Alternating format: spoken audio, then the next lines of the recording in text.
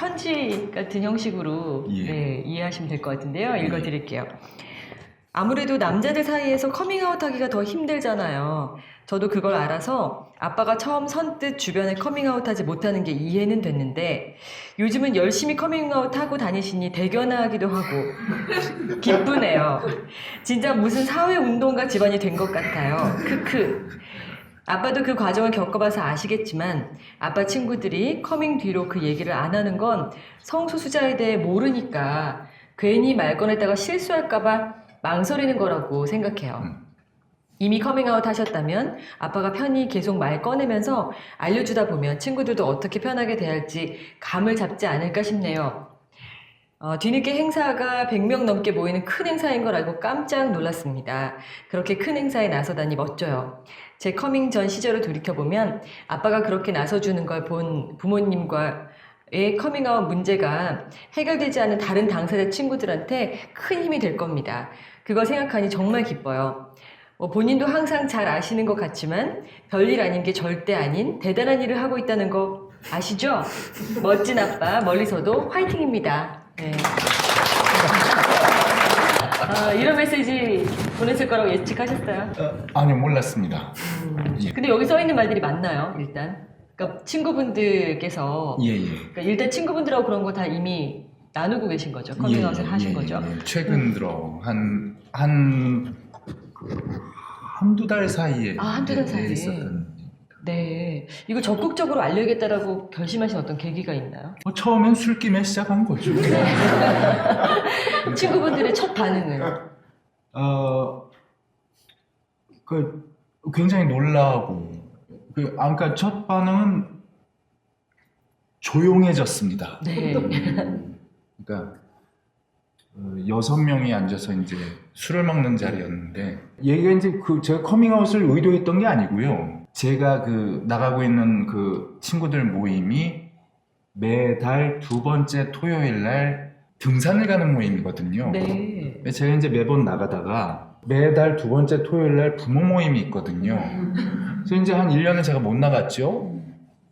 이제 술을 먹다가 요즘 왜 안 나와? 그래서 나 2번째 토요일마다 할 일이 있어. 그래서 무슨 일? 그래서 인권운동을 해야 돼. 그랬더니 애들이 무슨 인권운동? 그래서 우리 아들이 동성애자라서. 그랬더니 조용해진 겁니다.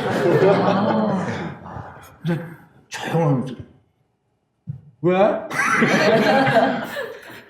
그랬더니 이제 여자 사람 친구들이 울기 시작하고요. 우셨어요? 그러니까 그때 울던데요? 여자 동창들이. 당황스러우셨겠어요. 어떻게 대응하셨어요, 아버님? 뭐 그냥 왜 울어? 예. 그 이후에는 그럼 지금은 거기에 대한 얘기를 잘 친구들이 못 꺼내고 계신 것 같은데. 예, 얘기를 꺼내지 않더만. 네. 친구 중에 한 명만 자기가 적극적으로 어떻게 도와주면 좋냐고 해서 퀴어 축제 오라고 했고, 또 자기가 아는 범위 내에서 어떻게 이걸 자기는 도울 수 있냐고 그래서 모르겠다고 그랬더니 퀴어 축제를 자기 페북을 통해서 뭐 광고해 주겠다. 네, 그래서 자기랑 뭐 사진 찍고 그래서 자기가 더 올려주겠다. 뭐 그런 얘기를 하는 친구가 하나. 예. 그 정도뿐이고 나머지는 별로 아직도 반응이 없습니다. 네, 근데 저는 빗방울님이 맞는 거라고 생각을 해요. 그러니까 보통 이런 부분에 잘 모르기 때문에 무슨 말을 해야 될지 어떻게 해야 될지를 몰라서 아마 친구분들이 별 반응이 없지 않을까. 우리가 많은 부분들이 어떤 무지함에서 오는 게 많다. 그래서 오늘 이런 자리가 되게 중요한 겁니다. 그리고 우리 지민님도 말씀하셨지만 이제 두 분에 대해서도 많은 분들이 궁금하실 텐데요. 처음에 복내원님이 이제 어머님한테 커밍아웃 했을 때 어떠셨는지 뭐 이런 질문 너무 많이 받으셨겠지만, 네, 뭐 따님하고 어머님 각자 입장에서 어떠셨는지를 조금 들어보고 싶거든요. 그때를 얘기할 때마다 이제 난감한 게 저는 따로 커밍아웃을 했던 적은 없어요. 근데 한 5살, 6살 때부터 엄마도 알고 있었고 저도 알고 있었던 건 일단 먼저 티가 나는 건 제가 여자아이들을 너무 좋아했어요. 좀 지나치게. 근데 저는 엄마한테 무슨 뭐 글을 쓰거나 이러면은 다 엄마한테 검사를 맡고 이거 괜찮아? 어떻게 남들 보여줘도 괜찮겠어? 이런 검수를 미리 맡아봤는데, 그러니까 교열을 봐준 거죠. 근데 문제는 그게 7살 때 좋아하는 친구한테 쓴 러브레터였고, 그 친구가 여자애였던 거예요. 이제 그때 커밍아웃이라면 커밍아웃 같은 게 처음 이루어진 거죠. 엄마가 그때 정식으로 알게 된 거죠. 근데 별 반응은 없었어요. 그냥 지나가는 거려니 지나가는 거 아니어도 내일 아니려니 그런 게 이제 좀 전반적으로 강하다가 20살 넘어가고 최근 한 1, 2년 사이에야 얘가 정말 성소수자고 내 일이 중요한 일이구나를 받아들이게 되신 것 같아요. 아, 그러면 툭 터놓고 이렇게 딱 대면해서 이야기를 나누거나 그런 건 아니고, 어머님 그런 복리언님 말씀에 동의하세요? 어릴 적에 그런 편지 같은 거 보면서 이미 내 딸의 정체성에 대해서 알고 계셨던 건가요? 구체적으로 성소수자라고 생각을 구체적으로 하진 않았지만 우리 아이 말처럼 내일 아니거니 생각을 한 부분이 있었고 뭐가 됐던 간에 상관없다라고 생각을 했는데, 실은 저한테는 얘가 성소수자였던 것보다 성격이 까칠한 것이 더 큰 문제였어요. 얘가 성소수자는 괜찮은데 까칠한 게 너무 힘들어. 게다가 성소수자 얘기까지 하다니. 그래서 불편해. 그거 안 오면 안 돼, 이 정도. 아, 네. 둘 중에 하나만 해라. 성소수자였던 것 같아요, 둘 중에 하나만. 굉장히 폭력적인 거죠. 비성소수자의 문제점 중 하나죠. 처음 두 분을 봤을 때 가족이 아닌 줄 알았어요. 와, 대단하시다. 근데 사실은 정말 일반적으로는 이런 반응을 보이시기 힘들잖아요. 어머님께서는 어떻게 해서 그렇게 뭐 잘 받아들였다면 받아들였다? 뭐 이런 어떤 현실을 그렇게 하셨을까요? 뭐 굳이 어떻게 표현을 하자면 인권 개념? 약간의 인권 개념? 그랬던 것 같아요.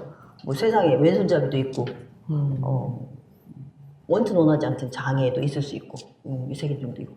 경제적으로도 뭐 본인의 의지와 상관없이 이렇게 그런 차이가 있는 부분이 분명히 있는 것이고, 그런 사람들이 다 모여 세상에 사는데 뭐 성소수자도 있을 수 있겠죠. 책이나 영화 같은 데 보면은 나오는 부분도 있고, 그래서 조금 보통 사람들 숫자보다 좀 적지만 그런 적은 숫자의 사람이라 하더라도 다른 사람한테 크게 뭐 해를 끼치거나 뭐 약간 불편할 수도 있겠지만 그 정도야. 우리 세상에서 뭐 있을 수 있는 일이거니 정도 생각을 했던 거죠. 물론 제 생각이 뭐 일반적이진 않지만 그럴 수 있다고 생각을 했기 때문에 그게 큰 문제는 아니었는데, 아까 말씀드린 것처럼 두 가지 나오는 건 좀 뭐 너무하잖아. 그 정도 생각. 근데 보면 영상 속에서 보면 어쨌든 두 분 사이에 이렇게 갈등이 좀 있다가 좀 해소가 된 그 시절이 있었잖아요. 그럼 그게 까칠한 성격 때문이었던 건가요? 네. 그게 이제 풀리게 된 계기는 어떤 거예요, 그럼? 전보다 좀 나아진 부분이 있죠. 네. 왜냐하면 이 성 정체성이 우리 아이한테 큰 문제였구나, 생각보다. 아, 제가 좀 생각할 이해를 때, 더 하시게 된 거네요. 네, 제가 생각할 때 저는 내가 괜찮다는데 뭐가 문제인데 이렇게 생각했었고, 그렇게 뭐 까칠하게 사느니 그냥 커밍아웃 해 이렇게 얘기를 하니까 우리 아이가 남의 일이라고 참 쉽게 말해요. 근데 엄마하고 아이 간에 뭐 그 정도 얘기했으면 됐지 뭘 더 내가 너한테 뭘 더 해줘 이 정도 마음이 있었는데, 제가 생각했던 것보다 본인이 생각하는 게 훨씬 사는데 많이 힘들었구나, 그걸 좀 뒤늦게 알았던 거죠. 네. 사실은 부모, 가족한테 이렇게 쿨하게 인정받고 괜찮아라고 어깨 한번 툭 이렇게 할 수 있는 건 굉장히 큰 뭐 모르겠어요. 어쩌면 당연한 일인데 우리 사회에서는 그걸 이렇게 감사하고 행운이라고 느껴야 되는 일인데, 사실 그게 다가 아니라 어머님이 아무리 쿨하게 받아들여 주셔도 사회 속에서 느껴야 하는 그런 비합리적이고 그런 것들이 많이 있잖아요. 그래서 그것 때문에 아마 본인 입장에서는 힘들게 느꼈을 수도 있을 것 같은데, 혹시 이런 것들을 좀 이해하기 위해서 두 분 공통으로, 지미님도 그렇고 나비님도 그렇고, 우리 아이를 좀 이해하기 위해서 내가 이런 거는 좀 공부를 하고 노력을 뭐 했다거나 하고 싶다거나 이런 부분이 있으신지요? 아니, 저희 아들이 자꾸 책을 갖다 줘가지고 그래서 또 안 읽으면 서운해할까봐, 그래서 뭐 책 읽고, 저희 또 부모 모임에서 끝없이 자료가 올라오고, 그리고 제 생각에는 오늘 오면서 제 처랑도 얘기했던 건데, 제가 실은 저희 아들이 커밍아웃 한 3일 후인가 그때부터 부모 모임에 나가기 시작했거든요. 그래서 실은 제게는 개인적으로 부모 모임이 제가 아들의 커밍아웃을 받아들이는데 제일 큰 도움을 받은 곳입니다. 뭐 사람이 인권운동 이런 것도 그렇더만요. 내가 의식화가 돼서 인권운동을 하는 경우도 있지만 상당수는 그냥 드나들다 보니까 운동가가 되는 경우가 있는 것 같습니다. 저는 후자인 것 같고요. 그래서 결국 애를 이해하는 것에서 이제 자꾸 저희 아들을 이해하는 데서 조금씩 넓어져서 지금은 제가 뭐 관심 갖지도 않던 것들까지 이제 막 요즘은 또 이주민 문제를 이걸 어떻게 해야 될 거냐 버마의 독립은 지금 어떻게 해야 될 거냐 이런 생각을 하게 돼요. 오히려 이 일이 우리 지민님을 또 한 단계 네네네. 성장, 아니 성숙 혹은 네네. 발전 아니면 어떤 지평을 넓혔다고 해야 되나 네네네. 그런 효과도 있었던 거네요. 네, 그렇게 네. 생각합니다. 예, 저는 그래서 굉장히 감사합니다. 네. 나비님은 저도 많은 책을 강제로 저는 어렸을 때 얘한테 강제로 책 읽으라고 한 적이 없었거든요. 저도 그런데. 얘는 저한테 자꾸 책 읽으라고 주고 부모 모임도 나가봐. 그래서 나중에 바쁘니까 다음번에 나갈 거야, 다음 달에 나갈 거야 계속 퇴근을 하고 그래서 나갔죠.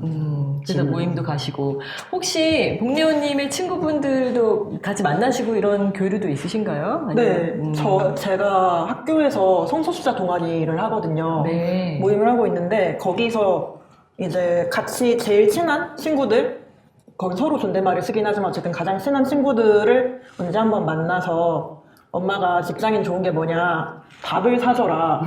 그래서 밥 같이 먹으면서 밥 먹고 카페 와서 얘기하고 이랬던 적은 몇 번 있어요. 그리고 아니면은 퀴어 퍼레이드에 데려와서 저희 이제 저 속해 있는 라디오 팀 부스로 데려가서 인사를 시켜주고 자 이제 후원금 내야지 이런 식으로 거의 저를 이용을 하는 편이죠.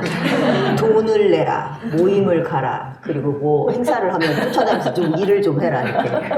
이런 부분들이 정말 부럽네요. 저는 커밍아웃을 20년 전에 했으니까요.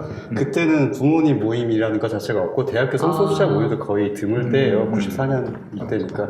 그래서 이제 항상 그런 생각을 한 거죠. 이제 그냥 내 자신을 그냥 받아들여 달라고 하지 않고 부모님을 어떻게 하면 교육시킬 수 있을까. 그래서 당시에 PC통신에 있었어요. 성소수자 동호회들이 있었어요. PC통신 그런 데서 단어가 그런 프린트물을 일부러 이렇게 잔뜩 뽑아놓고 문을 잠그지 않고 방 위에다가 그냥 책상에 올려놓고 간접적으로. 은근히. 네. 그래서 근데 김동훈 편집장님은 부모님도 사실 굉장히 잘 액셉트 해주신 케이스. 그럼에도 불구하고 그 당시에는 어쨌든 동성애자 혹은 성소수자가 있다라는 인식 자체도 사실 그 세대는 없던 세대예요. 20년 전에는 사실 게이라는 말도 잘 쓰지 않고 그냥 호모라는 말을 주로 호모라는 맞아요. 말을 굉장히 맞아요, 많이 맞아요. 들었던 오랜만에 때예요. 들어보는. 고등학교 때도 네, 그렇고 네, 네. 그렇기 때문에 뭐 스스로 교육을 하거나 부모님과 함께 뭔가를 알아가는 어떤 수 있는 여러 가지 경로가 그때는 전혀 없던 때죠. 그래서 그런 식으로 진행을 했었던 것 같아요. 그래서 지금 여러 부모님들이 직접 활동하실 수 있는 모습들을 보니까 굉장히 개인적으로 부럽네요. 저기 창립 멤버들 계십니다. 박수 좀 쳐주세요.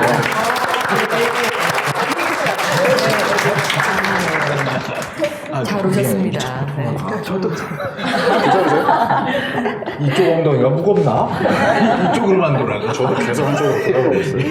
저는 개인적으로 네. 계신 어머니들 중에서 이렇게 실은 어떻게 보면 자연스럽게 받아들이는 부분도 있어. 어떤 부분들은 아니 정말 힘들지 않고 자연스럽게 받아들였어. 뭐 극복, 수기 그런 거 없는 거야? 이런 기대도 있었지만 그런 건 없어서 오히려 심심할 만큼 하는데 정말 저기 계신 지인님 그 1년 반 동안 많은 공부하고 정말 내 아이가 이렇게 성소수자라는 걸 받아들이기 되게 힘드셨다고 해요. 저는 가끔 다른 사람한테 요즘 이렇게 동네방네 떠들고 다니면서 얘기를 하는데 그렇게 1년 반 동안 바꿀 수 있지 않을까 이렇게 하셨던 제일 많이 활동하시더라고요. 정말 제일 많이 활동하시더라고요. 네. 그러면 나비님은 그 주변에 얘기 많이 하신다고 그랬는데 그때 반응들이 진짜 각양각색일 거 아니에요. 반응들이 예. 예, 좀 받아들이기 힘들어하거나 뭐 이렇게 하시는 분들한테 예상치 못한 반응을 하시는 분들한테는 어떻게 대응해 주세요? 제가 이제 그런 얘기하면 대부분은 이렇게 그래 하고 조금 뜻밖이긴 하지만 대놓고 뭐 걱정을 한다거나 이상한 거 아니라고 얘기하는 사람 별로 없어요. 네, 그 사실 의외로 우리가 이야기를 잘 안 해서 그렇지 받아들이고 뭐 하는 마음의 자세들이 예전하고 우리 사회가 정말 많이 달라졌구나 하는 거를 저는 가끔씩 꼭 이 문제가 아니더라도 느끼거든요. 그런 얘기하면 저한테 혼나죠. 네. 혹시 남이 너무 무서워서 얘기 못하는 거 아니죠? 세상에 어느 때인데 그런 얘기를 해! 라고 너무나 당당하게 얘기하면 맞아요. 오히려 내가 이야기 못하고 뭐 이렇게 하는 것들이 다른 사람들로 하여금 더 그런 벽을 쌓게 만들지도 모르겠어요. 한 번쯤은 이렇게 좀 혹은 잘 모르는 사람들이 이렇게 궁금해서 혹은 정말 잘 모르니까 그런 거 엄마가 너무 바깥 활동을 많이 해서 아이한테 신경을 안 써줘서 그러는 거 아니야 이렇게 얘기를 하시는 분들도 있는데 네네. 그건 아니고라고 간략하게 이제 얘기를 좀 하죠. 네. 간략하게 좀 아까 변호사님도 말씀하셨지만 가장 이제 이렇게 쉽게 그 사람이 이해하는 건 불변성에 대해서 뭐 그렇게 얘기하면 그렇구나라고 생각을 하고 더 이상 어떤 얘기를 못하죠. 네네. 그리고 그 받아들여. 뭐 반대하고 말고 할 것이 아니니까 그냥 받아들이도록 해. 너무 속이 후련하게 지금 말씀하시고 계시네요. 저희가 또 사전에 받은 질문들이 있죠. 네, 있어요. 사전에 네. 저희가 질문을 미리 좀 받은 게 있는데요. 제가 몇 개를 먼저 들려드리도록 하겠습니다. 그리고 네. 세 분의 답변을 받을 수 있으면 좋을 것 같아요. 저는 중1 때 의도치 않게 커밍과 아우팅을 부모님께 했었고 그 이후에 제 친구들과 연애사들을 부모님과 공유하고 있습니다. 어머니께서 많이 지지해 주시는 편이라서 저에겐 든든한 지원군입니다. 하지만 결혼 정년기가 되다 보니 그래도 결혼을 좀 했으면 하는 마음을 내비치십니다. 저희 부모님은요. 네. 그럴 때 저는 서로 이야기를 통해 풀곤 하는데 어떻게 좀 부모님께 다가가면 좋을지 고민이 됩니다. 그래서 이 부분에 대한 진솔한 이야기를 듣고 싶습니다. 라고 질문을 해주셨네요. 그렇게 어려운 걸 제가 답해야 되겠네. 이걸 어떻게 알아? 이분이 바로 여기 앞에 있다면 어떤 조언을 올해 주실 그러니까 수 있을까요? 결혼 정령이가 되신 거구만요. 중1 그렇죠. 때. 네. 예. 글쎄요. 나비님 뭐 의견 있으십니까? 이런 경우가 있을 수 있어요. 저희 부모님은 부산 출신이시고요. 그래서 제 정체성을 뻔히 알면서도 결혼은 한번 갔다 와 라는 말씀을 하십니다. 그냥 아마 농담처럼 하심에도 불구하고 뼈가 있는 말이겠죠. 그래서 저 같은 사람에게 어떤 조언을 해주실 수 있을까요?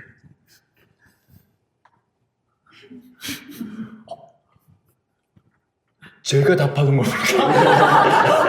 세 분의 의견을 의견을 네. 듣고 싶어요. 네. 저 같은 경우에는 결혼 정년기는 아직 아니거든요. 20대 초중반이라. 근데 그러니까 저한테 약간 아버지 역할을 해주셨던 어머니의 전 남자친구분이 어머니가 저를 그분한테 아우팅을 하셨거든요. 네. 근데 아이고. 그거를 아시면서도 이제 그 당시에는 제가 레즈비언으로 정체화를 하고 있었고 지금은 트랜스젠더로 정체화를 하고 있는데 그분이 꾸준히 저한테 뭐 예를 들어서 저 같은 경우는 이상향인 남자 연예인 사진을 보여주면서 얘 잘생겼지 이러면은 그러면 얘가 우리 예비 사윗감인 거야? 라고 꾸준히 말씀을 하시는 거예요 저한테. 근데 그게 제가 어떤 정체성이든 제가 성소수자라고 밝힌 입장에서 굉장히 무리한 거잖아요. 어쨌든 그 당시에는 남자하고 별로 연애든 결혼이든 하고 싶은 마음이 없었는데 계속 무리한 상황에서 저는 이제 그렇게 말했거든요. 결혼을 엄마가 충분히 많이 한 것 같은데 나까지 해야 되나?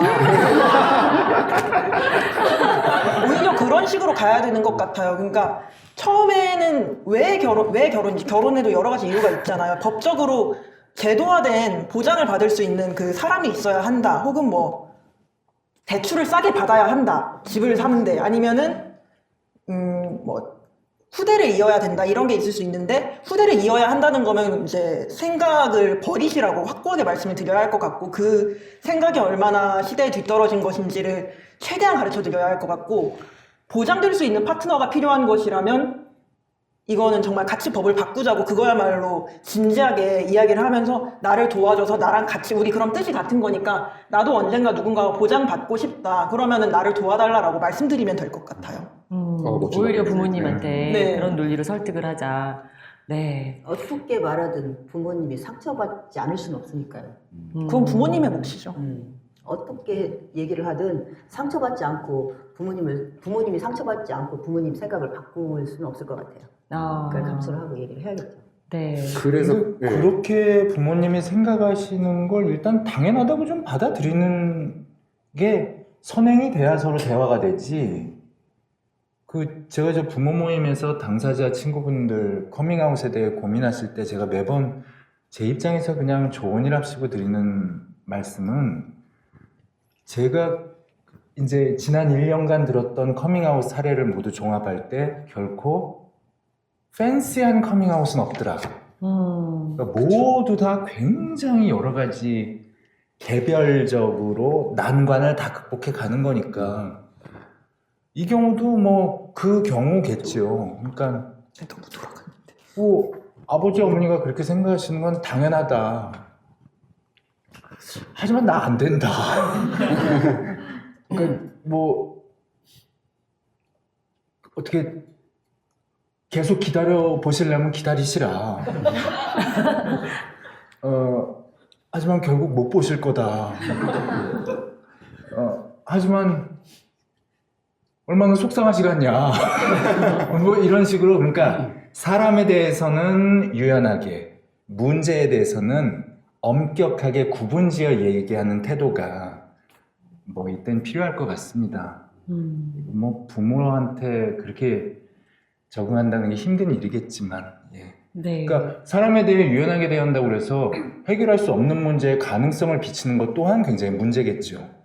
또 반대로 이 문제를 명확히 전달하기 위해 사람에 대해서까지 엄격하게 얘기해보, 부모에게 특히나 하는 건 관계를 또 손상시키니까 그런 적절한 대화법이 필요하겠죠.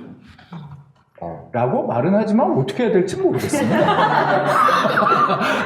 근데 세 분 다 이 책에 나오는 얘기입니다. 중요한 얘기를 해주신 것 같아요. 네, 적절한 말씀을. 네. 여기에 정확하게 연결되는 질문이 하나가 있어요. 네. 사실은 저는 엄마에게 처음으로 커밍아웃을 하고 싶은데 만약 한다면 어느 타이밍에 하는 것이 가장 적절할까요? 라는 질문이 있습니다. 뭔가 상황이나 특별히 준비해야 할 것이 있을까요? 글쎄요. 저희 아들은 아무튼 편지를 주고 나갔습니다. 그리고 아까 등장했던 그 아들인데요. 고등학교를 졸업하고 1년간 회사에 다니며 커밍아웃 자금을 저축했습니다. 그래서 편지를 주고 나가면서 커밍아웃이 부모에게 받아들여지지 못하면 500만 원이 그때 있었는데 그걸로 버틸 때까지 버텨보자 라는 아주 보기에는 아까 동영상에서는 엉성해 보이지만 굉장히 치밀한 놈이었습니다. 저는 그런 애인지 몰랐습니다. 그리고 편지와 함께 이제 여러 가지 자료를 놓고 갔고요. 근데 그게 아마 저만 그러진 않았겠죠. 아들의 커밍아웃 편지를 봤는데 그 뒤에 뭐 그 성소수자에 관한 그 수많은 자료들이 눈에 들어오겠습니까? 지금 정신이 없는 거죠. 그래서 그냥 어떡하지 하고 있는데 마지막에 저 컴퓨터 바탕화면에 영화를 다운받았으니까 그걸 보시라고 하는 게 그게 제목 뭐더라 여보? 바비를 향한 기도. 그러니까 중요한 건 그게 이제 애가 죽습니다. 그러니까 자살을 하는데 그래서 당장 얘가 어딨냐? 얘를 빨리 찾아야 되니까. 정말 영리하네요. 예. 네, 네. 제 아들입니다. 그러니까 이게 아까 그 지민님 말씀하신 딱 그 방법으로 대응을 한 거잖아요, 사실. 그러니까 굉장히 따뜻하고 부드럽고 인간적으로 예, 부모에게 할 수 있는 한 가장 정성을 들여서 편지를 쓰고, 하지만 뒤로는 치밀하게 자금도 마련하고, 그 다음에 비극으로 끝나는 영화까지 다운받아놓고 이것도 보시라. 아들이 야. 죽는 영화는 좀 저도. 두 분 생각은 어떠세요, 우리? 예. 제 정체성이 되게 말하자면 길어서 이걸 납득시키기가 항상 어려워요. 뭔지 말하는 것만으로도 길어요. 한 15글자 돼서 저는 바이젠더, 뭐 폴리로맨틱, 에이섹슈얼 이런 식으로 설명하다 보면 너무 기니까 하나로만 축약해서 설명을 하는데 그것도 받아들이기가 너무 힘든 거예요. 사람들한테는 편견이 있다 보니까. 그래서 제일 좋았던 방법이 가족은 이제 친족은 한 명 있는데 커밍아웃의 기회를 놓쳐버렸으니까요. 이번 생에서는 그 다음 생을 기약하며 정말 좋아하는 사촌이 한 명 있어요. 근데 그 사촌한테 정말 오랜만에 연락을 해서 1년에 한 번 연락을 하는데 PD수첩에 나왔으니까 봐달라. 이렇게 PD수첩에 제가 나왔었는데 성소수자 관련해서 나왔었는데 그때 PD수첩에 나왔으니까 엄마랑 나왔으니까 봐줬으면 해 이러고 좀 최대한 애교를 쥐어짜내서 말했어요. 그러니까 사촌이 걱정을 하는 거예요. 엄마랑 같이 PD수첩에 나왔다. 무슨 일일까? 얘네 엄마는 꼰인 것 같다. PD수첩에 나왔댄다. 대학교 들어가서 꼰동아리 같은 거 하던 애랑 너무 걱정해서 무슨 일로 이래서 내가 성소수자라서 그러니까 딱 한 글자 왔어요. 그러면은 보고 연락 줄게 이러고 나서 고맙다고 연락이 왔어요. 그래서 확실히 영상 매체가 좋은 것 같고 거기서도 아무래도 좀 감성적으로 많이 나왔으니까 좀 스테레오타입을 빌리고 약간 나에 대한 오해가 있더라도 최대한 쉬운 말로 처음에는 그렇게 하고 이제 나중에는 쉬운 말로 해놓고 점점점 어려운 말 못 익히면 혼내가면서 내가 그게 아니다. 내가 말하는 건 괜찮지만 엄마가 말하는 건 안 된다. 뭐 이런 식으로. 지금 이 정도 단계입니다. 네. 저는 그 질문 받고 잠깐 그 생각을 했어요. 저번 주에 대구 퀴퍼 했었죠. 대구 퀴퍼 주간 동안에 이런 형태의 약간 비슷한 형태의 토크쇼를 했었는데 거기서 이제 보너 아니게 이제 질문이 아니라 이제 어찌 보면 하신 분이 있었어요. 어떤 어머니인데 장애인 자녀를 가진 어머니가 다른 자녀가 있으시냐? 나는 장애인 아이를 잘 돌보고 있는 중이지만 다른 비장애인 형제가 너무 마음에 걸린다. 엄마 입장에서 어떻게 생각하느냐? 그분이 이렇게 질문하셨어요. 제 답변은 별개로 그 바로 이어서 질문하신 분이 누구냐면 장애인 자녀가 있으시대요. 장애인 자녀가 있는데 자기는 성소수자래요. 근데 장애인은 좀 가시화돼 있잖아요. 본인은 가시화 안 되잖아요. 근데 어머니가 또 마음이 약하시대. 그런데 장애인 자녀를 가진 어머니의 아픔도 힘든데 나까지 성소수자라고 어떻게 커밍아웃을 할 수 있을까? 그런 고민을 하시더라고요. 근데 놀라운 것이 바로 이어서 다른 분이 또 말씀하시는데 자기는 지체장애이세요. 지체장애인데 성소수자래요. 근데 부모님이 이렇게 얘기하는데 장애인은 괜찮은데 동성애자들은 진짜 이상해. 이렇게 말씀하시는 상황에서 나는 어떻게 커밍아웃을 할 수 있을까요?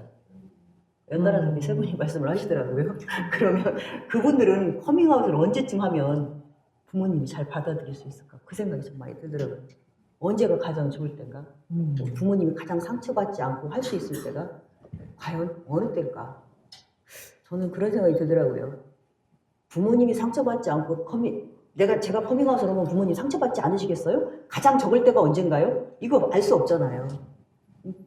그러면 제가 생각할 때는 당사자가 뭔가 커밍아웃을 했을 때 부모님이 혹은 주변에서 어떤 부정적인 피드백이 있다 할지라도 내가 죽지 않을 수 있다 할 때 적어도 내가 죽지 않을 수 있겠다. 그게 경제적인 힘이든 정서적인 독립이든 내가 정말 어떤 부정적인 피드백이 있어도 나는 죽지 않을 수 있어 라는 생각이 들 때가 그때 아닌가 싶어요. 부모님이 힘들고 주변 사람이 힘든 거 그건 당사자가 아니잖아요. 삼자잖아요. 어쩌면 내가 이 힘든 원인에 만약에 뭔가 원인을 찾는다면 거의 90%는 부모님인데 부모님이 좀 힘들면 어때요? 부모님이 그거 얘기 듣고 충격받고 돌아가실까봐 실제로 돌아가신 분이 있는지는 잘 모르겠는데 죽고 싶긴 하겠지만 돌아가시진 않을 것 같아. 근데 당사자는 죽을 수도 있잖아요. 그렇기 때문에 그 당사자들이 부모님을 정말 너무 많이 생각을 해서 커밍아웃을 못 하는데 자기부터 돌봐야 할 것 같아요. 자기부터. 내가 정말 죽지 않을 정도만 힘만 되면 부모님의 상황이 글쎄 어찌 생각해보면 임종 시에 모르고 돌아가시는 게 만약에 죽기 직전이라 하더라도 모르고 돌아가시는 게 더 불효일 수도 있어요.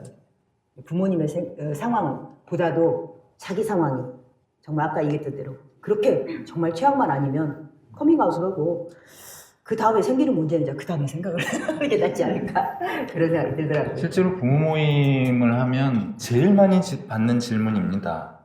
그래서 제가 사실은 그때 당사자 친구들한테 물어봤거든요. 하도 이 질문이 많이 나오길래. 도대체 당사자분들은 어느 정도까지 참다가 터집니까? 그러니까 임계점이 어딥니까? 그리고 언제쯤 돼야 커밍아웃 할 용기를 냅니까? 질문 드렸더니 제일 많이 나오신 답변이 경제적으로 부모로부터 내가 독립할 수 있으면 커밍아웃 할 자신이 생기신대요. 한동안 부모 모임에서 그 시기는 경제적 독립 시기다 라는 게 이제 이렇게 대충 합의였는데 나비님께서 경제적 독립만으로는 안 된다. 정서적 독립이 필요하다. 그래서 요즘은 대세가 그래서 두 가지 독립이 필요하다. 경제적 독립과 정서적 독립이 있어야 된다. 아마 이 이야기를 종합하면 질문의 의도는 제 생각은 그런 것 같습니다. 언제쯤 어머니에게 커밍아웃 하면 좋을까요? 에서 저희 아마 바라는 답변은 우리 엄마가 뭐 어떤 상태일 때 내가 얘기하는 게 좋을까가 아니라 반대죠. 내가 어떤 상태가 돼야 얘기할 수 있을까? 그러니까 기준이 엄마가 어떤 상태인가를 보는 건 아닌 것 같습니다. 말이 길어지니까 주워 담을 수가 없습니다. 그러니까 어떤 분들은 한 40, 50대에서 돈을 벌어도 그 말씀을 못 하시는 분도 있더라고요. 네. 부모님이 쓰러지실까봐. 근데 생각보다 40, 50이 되셨으니까 이제 부모님이 네. 40, 50대면 부모님이 그냥 계셔도 쓰러지십니다. 그리고 부모님들이 의외로 많은 부분에 그러세요. 이 얘기를 안 하고 혼자 갖고 있느라고 얼마나 힘들었을까라고 생각하시는 부모님도 많아요. 물론 다 그렇게 훌륭하시진 않을 수도 있죠. 부모님이 뭐 훌륭하지 않은 부모님도 계셔가지고 그걸 외면하거나 굉장히 폭력적으로 하시는 부모님도 계시겠지만 그것이 두려워서 커밍아웃을 못 하는 게 실은 더 힘들잖아요. 더 힘들고. 그렇기 네. 때문에 아마 많은 분들이 보시면서 우리 엄마도 저러면 참 좋겠다. 또 우리 아버지도 저랬으면 좋겠다라고 생각하실 텐데 사실 저희가 이제 주어진 시간이 거의 다 끝나가기 때문에 마무리를 이제 해야 되거든요. 시간이 참 빠르죠. 저는 일단은 이렇게 우리가 이런 문제를 이렇게 마음 열고 많은 분들하고 이야기할 수 있다는 것 자체가 굉장히 큰 한 스텝을 또 밟고 있다고 진짜 믿고 있어요. 현장 질문을 좀 받고 마무리를 좀 하도록 뭐 하겠습니다. 비슷한 상황이 계시거나 뭔가 준비하고 계신 분들이 계실 텐데 한 2분 정도 질문을 한번 현장에서 직접 받아보겠습니다. 평소자 운동에서 부모 모임 너무 저희가 좋아하고 부모님들 항상 좋고 그런데 이제 이런 한 집단에 대해서 내가 약간 부모 노릇까지 해야 된다는 거 그런 거 뭔가 책임감이나 부담감이나 그런 좀 무거운 기분을 느끼신 적은 없으세요? 제가 저는 뭐 없습니다. 제가 프리오그 했는데 친구들이 와서 이제 가니까 그때 이제 대구 MBC에서 그걸 찍으면서 많이 물어보기도 했고 다른 분들도 많이 물어보셨거든요. 그 친구들이 이렇게 안고 이제 울고 가요. 그런 모습 보잖아요. 근데 잠깐 몇 마디 하는 것을 이제 좀 유심히 봤나 봐요. 그래서 뭐라고 하길래 그 성소수자 친구들이 다 울고 가나요? 그러더라고요. 특별한 얘기는 아닌데 저는 이렇게 얘기했습니다. 사랑합니다. 조금만 참고 견뎌요. 우리가 세상을 바꿀게. 엄마들이 세상 바꿀게. 조금만 더 참아요, 여러분.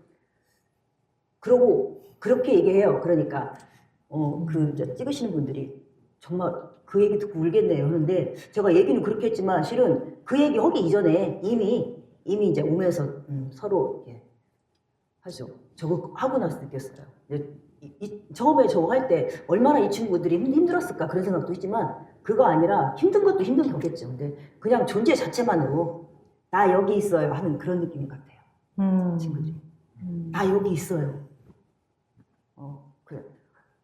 그래 알아. 뭐 내가 당신의 부모처럼 뭐 비슷하게 안아줄게 그런 생각은 없는 것 같아요. 그냥 나 여기 있어요. 거기 있는 그 존재를 안아주는 그런 느낌? 특별하게 있는데 그런 것 때문에 했는데 그래 그런 거 하면서 뭐 부모가 뭐 대단한 건 아니지만 할 수 있는 만큼 아이들이 죽느냐 사느냐 경계인데 할 수 있는 만큼 다 해야죠. 그것이 뭐 부담이라고 생각 안 하는 것 같아요.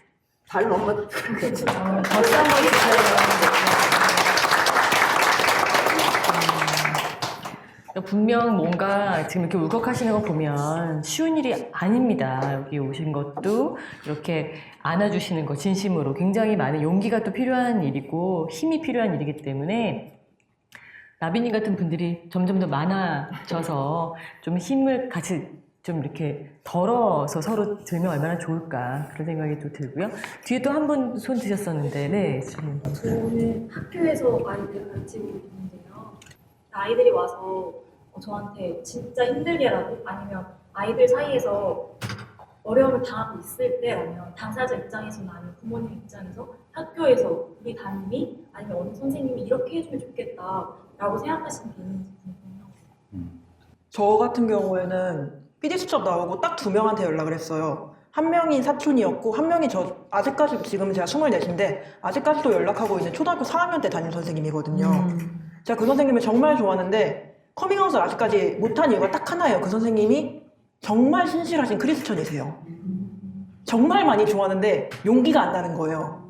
근데 솔직히 그때부터 저는 뭐 너 남자같이 생겼다 뭐 이런 식으로 논리를 많이 당했어요. 뭐 지금 생각해보면 나는 남자같이 생긴 게 아니라 그냥 나는 남자의 정체성도 가지고 있는 건데 이런 식인데 그때는 상처를 받죠. 근데 그때 도움이 됐던 건 그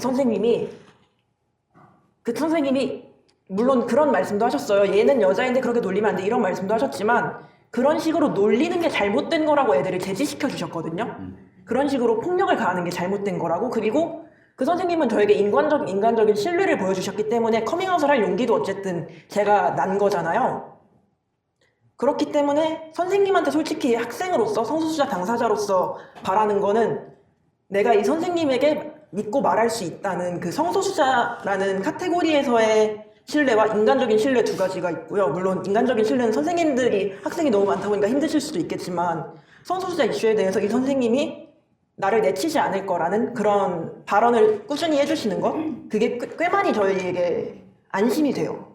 그리고 두 번째는 이제 그러한 폭력으로부터 이 선생님이 그 폭력을 제지시켰을 때 애들이 그 선생님을 뭐 솔직히 애들이 여 선생님을 우습게 보는 게 있잖아요. 그러더라도 제지시켜준다는 행동한다는 그 믿음이 있는 게 되게 중요한 것 같아요. 감사합니다. 오늘 세 분 너무 감사하고요. 혹시 끝으로 꼭 하시고 싶은 말씀이 있으시다면 한 분씩 기회를 드리겠습니다. 예. 부모 모임이 매달 2번째 토요일 내일입니다. 특히 내일은 국회에서 하거든요. 국회의원 회관에서 하니까 몇 시? 4시입니다. 네. 공지사항을 마치겠습니다. 누구든 참관이 가능한 거 누구든 말씀인 거죠? 저 오소리 씨, 네. 누구든 참관 가능해? 올 때 신분증만 챙겨 오시면 돼요.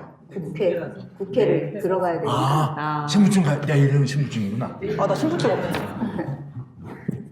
복내원님은 저는 아까 드리다간 말씀을 마저 드리면 조금 사족이 될 수 있지만 저는 바이젠더, 그러니까 젠더 퀴어에 속하는 바이젠더, 폴리로맨틱, 에이섹슈얼입니다. LGBTAIQ라는 단어만으로는 설명되지 않는 상대적으로 마이너한 정체성이고 그렇기 때문에 조금 더 목소리를 내고 싶어요. 그런 그 남성과 여성 혹은 성소수자 안에서도 레즈비언, 게이, 바이섹슈얼, 트랜스젠더만으로는 설명되지 않는 정체성이 있다는 걸 알아주시고 그들에게도 이름이 있다는 걸 혹은 이름이 있지 않아도 그들에게 정체성이 따로 있다는 걸 알아주셨으면 좋겠어요. 네. 나비님은 저는 여기 오신 성소수자 당사자분들 그 얘기를 하고 싶어요. 저희는 이제 부모들이기도 하지만 세상은 바뀝니다. 지금이 힘들지만 세상은 예전부터 쭉 바뀌어 왔잖아요. 조금 더 견디고 참으면 뭔가 이제 활동하죠. 그러면 세상 바뀔 거니까 조금 더 힘내주셨으면 좋겠고 그 같이 할 거고 분명히 바뀌니까 그 부분에 대해서 그리고 어느 누구도 나의 영혼을 해줄 수가 없잖아요. 그게 부모라 하더라도 나를 해칠 권리는 없잖아요. 나를 잘 지키고 조금 더 힘내고 해서 세상을 같이 바꿔봅시다. 감사합니다. 정말 총체적인 어떤 메시지는 나를 사랑하고 너를 사랑하고 우리를 사랑하자였던 것 같아요. 자, 앞으로 더 따뜻하게 우리가 서로 이해하고 서로 인정하고 그런 세상이 왔으면 좋겠습니다. 오늘 세 분 정말 감사드리고요. 끝까지 자리 지켜주신 여러분들 감사합니다. 고맙습니다.